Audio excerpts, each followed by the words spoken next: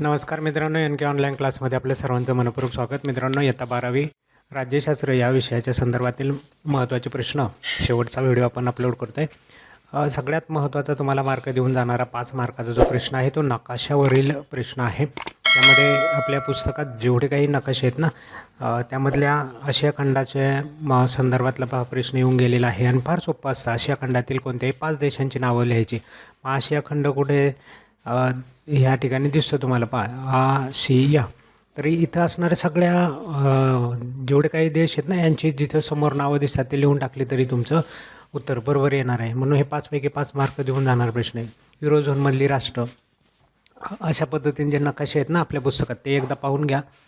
त्याच्या संदर्भातच प्रश्न विचारला जातो आणि तसंही सोपं आहे. तिथंच समोर पाहून तुम्हाला उत्तर लिहायचे असतं. जसं युरोपियन युनियनमधील युरोझोनचे सदस्य असलेले आहे. मग हे ओळखायचे कसे, तर इथं सूचीमध्ये त्याला कलर दिलेला असतो. त्या कलरचे जे काही देश तुम्हाला दिसतील ते त्या घटकाच्या संदर्भात आहेत. मग जो प्रश्न विचारला आहे त्याचा कलर पाहायचा, त्याच्यात असणारे देशांची नावं पाहिजे. आणि ते आता कलरचं येणार नाही, पहा तुम्हाला युरोपियन झोनमधले पण विचारलेत आणि बाहेरचे पण विचारलेले आहेत ना. पण इथं जे ग्रे कलर तुम्हाला नकाशात दिसेल त्या ग्रे कलरमधला कोणता घटक आहे तो ते देश त्या घटकाचे आहेत आणि उरलेले देश नसलेले आहेत. तर अशा पद्धतीने तुम्हाला उत्तरं लिहिता येतील. हा महत्त्वाचा प्रश्न आहे, याच्यावरती फोकस. यानंतर मित्रांनो आपला शेवटचा प्रश्न बाकी होता 80 ते 100 शब्दात प्रश्न 6वा उत्तर लिहा. तर याच्या संदर्भातली माहिती पाहूयात. कोणते प्रश्न तुम्हाला ह्या ठिकाणी महत्त्वाचे आहेत 2026च्या परीक्षेसाठी 80 ते 100 मार्कासाठी. सार्क संघटनेची माहिती आहे. राष्ट्रीय एकात्मतेची संरचनात्मक वैशिष्ट्ये. आफ्रिकेबरोबर भारताच्या संबंधात कोणत्या संधी आहेत. जागतिकीकरणाचा सामाजिक आणि सांस्कृतिक घटकावरती काय परिणाम झाला.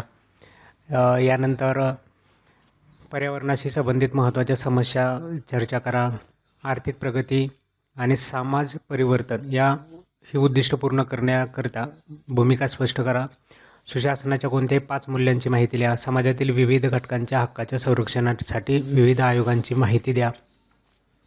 त्यानंतर भारताच्या डाव्यांचा उग्रवाद, भारताच्या परराष्ट्रीय धोरणाची मूलतत्वे, महिला सक्षमीकरणासाठी करण्यात आलेल्या उपाययोजना, भारतात प्रशासकीय सुधारणा करण्यासाठी करण्यात आलेले प्रयत्न कोणकोणते आहेत ते तुम्ही सांगू शकता. त्यानंतर शीतयुद्धाच्या काळात जागतिक संघटना किंवा घडामोडी ज्या घडलेल्या आहेत त्यांचा मागोवा घ्यायला सांगितला जातो. ट्रान्सनॅशनल कंपन्यांच्या सर्वसामान्य माणसावर काय परिणाम झाला. पर्यावरणाशी संबंधित महत्त्वाच्या समस्या आहेत. आर्थिक प्रगती आणि समाज परिवर्तन ही उद्दिष्ट पूर्ण करण्यासाठी राज्याची भूमिका. यानंतर जागतिकीकरणाचे राजकीय क्षेत्रावर झालेले परिणाम असतील. महिला सक्षमीकरण म्हणजे काय सांगून त्याच्या उपाययोजना. राष्ट्रीय एकात्मता वाढवण्यासाठी संरचनात्मक तरतुदी, मगाची वैशिष्ट्य होती, आता तरतुदी आहेत. समाजातील विविध घटकांचे हक्क सुरक्षित करण्यासाठी विविध संस्था आहेत त्यांची माहिती द्या. भारतातील महिलांची स्थिती. जम्मू काश्मीरमधील सीमापार दहशतवाद. भारत चीन संबंधावरती चर्चा. विविध घटकांचे हक्क सुरक्षित करणाऱ्या भारताच्या कोणत्याही 5 संस्था किंवा आयोग.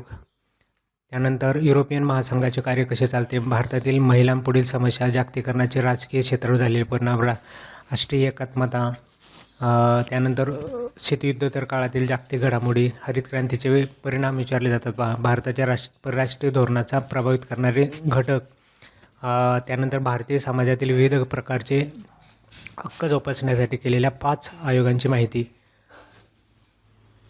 तर एकंदरीत मित्रांनो अशा पद्धतीने हे इम्पॉर्टंट क्वेश्चन होते.